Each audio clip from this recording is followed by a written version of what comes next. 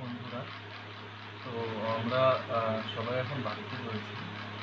তো বাড়িতে সবাই বোর হচ্ছি, তো যে কোনো না কেউ কিছু না কিছু করে একটা আমরা সবাই সবার সাথে যোগাযোগ করার চেষ্টা করছি। তো আমি আজকে হারমোনিয়াম নিয়ে বসেছি। তো প্রায় ৮ বছর পরে আমি বসলাম। জানি না কতটুকু করতে পারবো বা কী পারবো, চেষ্টা করছি। যদি কিছু ভুল ত্রুটি হয় প্লিজ তোমরা ক্ষমা করে দিও। ঠিক আছে, ঠিক আছে, মানে তোমাদের সাথে শেয়ার করলাম। ওকে, চলো লেটস স্টার্ট।